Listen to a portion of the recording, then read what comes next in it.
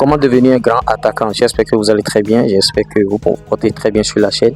Et vous savez ici, la première des choses à faire, likez la vidéo, abonnez-vous parce qu'il y a beaucoup de pépites ici. Comment devenir un grand attaquant? Beaucoup me posent la question en inbox. Coach, qu'est-ce qu'on va faire? Moi, je joue à telle pause. Ah, moi, je veux progresser, je veux faire ci. Suivez la vidéo du début jusqu'à la fin parce que quand vous allez la suivre à moitié, vous n'allez rien comprendre. D'abord, pour être avançant, il faut avoir l'instinct du buteur.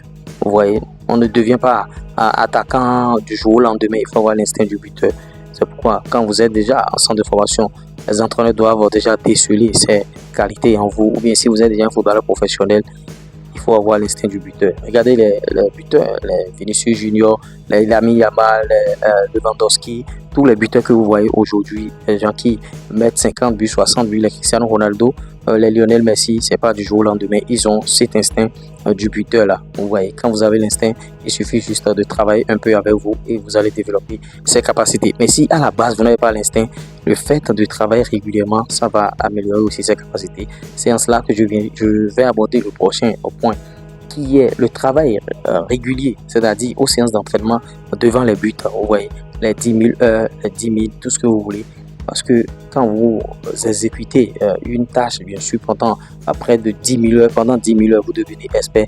Vous allez devenir expert en but, bien sûr. En tant qu'avançant, vous allez mettre beaucoup de buts. Parce que aux séances d'entraînement, vous êtes déjà habitué devant les buts à travailler aux séances d'entraînement devant les buts. Il faut aussi avoir le sens du placement. Vous voyez, le troisième point. Si vous n'avez pas le sens du placement, vous allez mal vous placer. Et lors des séances de détection même, quand vous allez aller à des tests, les gens vont vous mettre sur le terrain et ils vont voir que tu n'as pas le sens de placement. Voilà que tu dis que tu es avançant et tu n'as pas le sens de placement.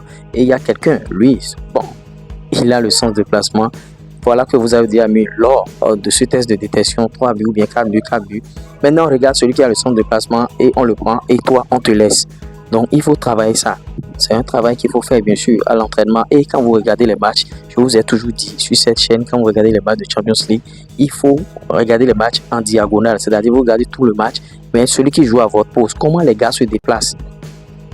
N'allez pas sur des attaquants qui ne marquent pas assez de buts. Ou bien vous allez revisionner les anciennes vidéos de Didier Drogba. Comment il arrive à se déplacer. Le centre de placement, il se place comment. On lui joue le ballon comment. Il marque comment. Ça va beaucoup vous aider. Les Karim Benzema et autres. Voilà, ce sont des références. Ce sont des ballons d'or que je vous cite ici. Des gars qui ont remporté le ballon d'or avec toutes ces qualités que j'essaie de vous lister. Si vous n'avez pas confiance en vous, il faut développer la confiance en soi. C'est le point suivant.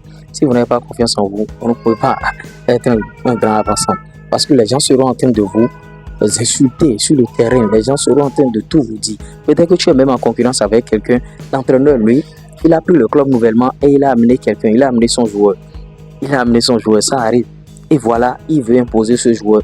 Si tu n'as pas confiance en toi, si tu ne développes pas la confiance en soi, tu ne pourras pas y parvenir. Donc, il faut travailler. La confiance en soi, qu'est-ce qui développe la confiance en soi?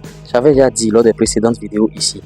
C'est le fait de travailler individuellement. Si tu travailles individuellement, à part l'entraînement en groupe, si tu travailles individuellement, ça va développer la confiance en toi et tu vas pouvoir donner le meilleur de toi-même. Maintenant, l'autre chose, ne sois pas frustré.